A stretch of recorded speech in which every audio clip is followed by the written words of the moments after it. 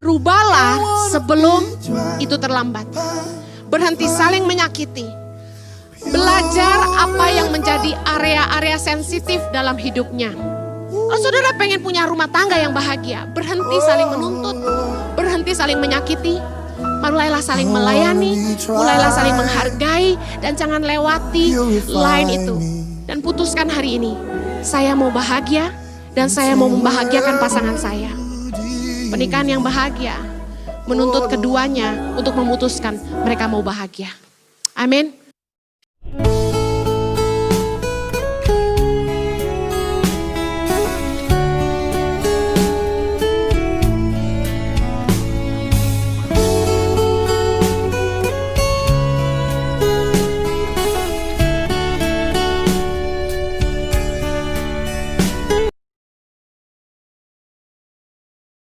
Halo, halo. Tawa mulu. Cerita apa? Karena biasanya orang yang paling sering ketawa yang atau enggak entah yang ketawanya paling kenceng atau yang sering banget ngebuat orang ketawa itu masalahnya paling gede biasanya. Entah yang ketawanya paling kenceng atau yang sering banget ngebuat orang ketawa itu masalahnya paling gede biasanya. Kawan, coba dengarkan saya. Tidak usah iri dengan pencapaian orang lain. Kita tidak memulai pada titik yang sama kok. Rezeki orang itu masing-masing. Kita dengan mereka itu berbeda. Yang bisa kita lakukan sekarang hanyalah fokus untuk memperbaiki diri kita lebih baik dari hari ini. Tugas kita adalah bagaimana kita bisa menjadi versi terbaik dari diri kita. Ingatlah, setiap bunga tidak mekar secara bersamaan. Jalani hidupmu dan ambil bahagiamu. Berbahagialah selalu dengan pencapaian orang lain. Doakan dia dan doakan kita juga. Katakanlah, ya Allah, kalau dia bisa, insya Allah saya pun pasti bisa. Kemudian tersenyumlah dan lanjutkan perjuanganmu.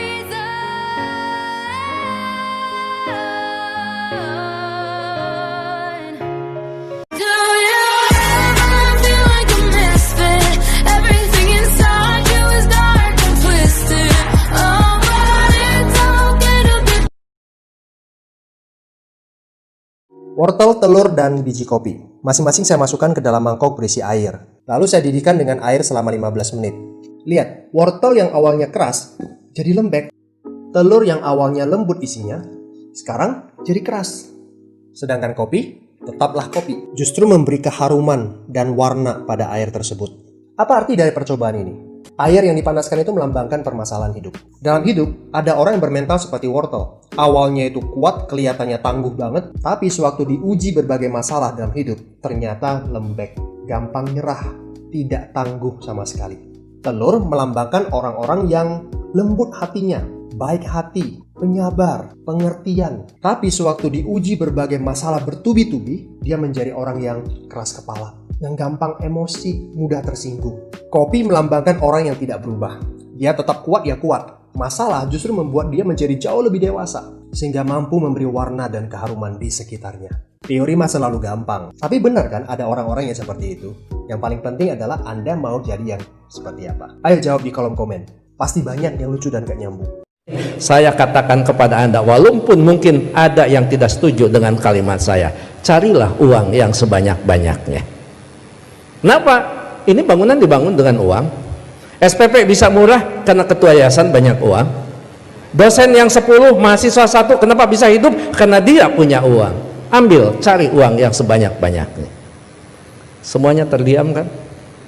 Karena semuanya tidak setuju. Dia akan mengatakan, Anda akan mengatakan kepada saya, Pak Uman boleh uang cari, tetapi kan segalanya bukan uang, bukan segalanya. Saya setuju, uang bukan segalanya, tetapi kenyataan hidup segalanya butuh uang.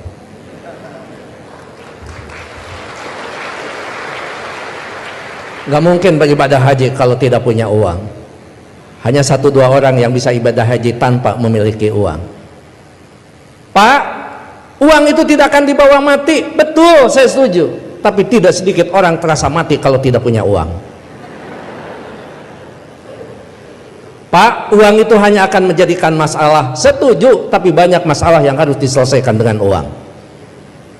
Pak, kalau sudah cinta nggak ada urusan uang. Betul, tapi kalau cinta ada uang, itu lebih indah. Artinya apa?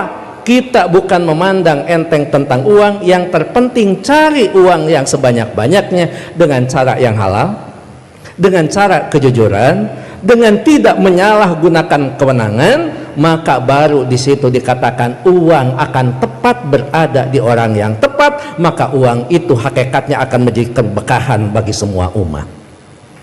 Yang terakhir saya ingin sampaikan, tidak ada kesuksesan tanpa kerja keras, tidak ada kesuksesan tanpa perjuangan, dan tidak ada kesuksesan tanpa dorongan doa dari kedua orang tua kita.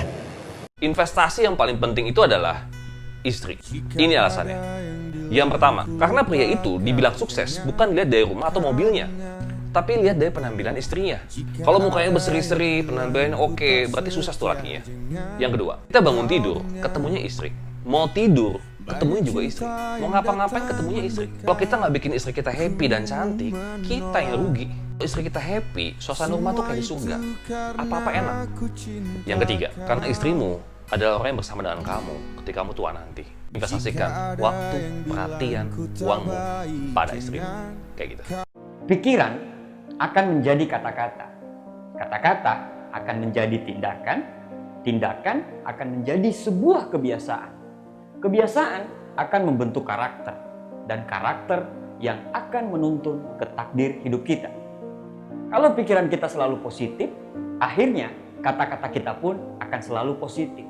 Kata-kata yang positif tadi menjadikan kebiasaan kita juga menjadi positif.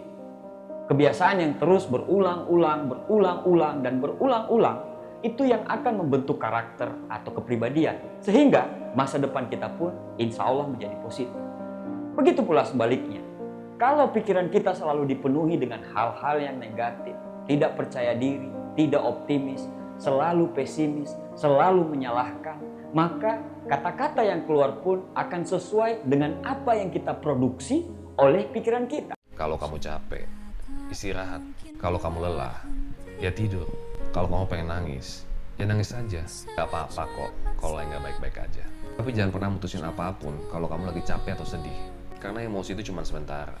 Tenangin dulu aja pikiran. Nanti kalau sedihnya udah hilang, baru ambil keputusan. Tapi jangan lama-lama ya.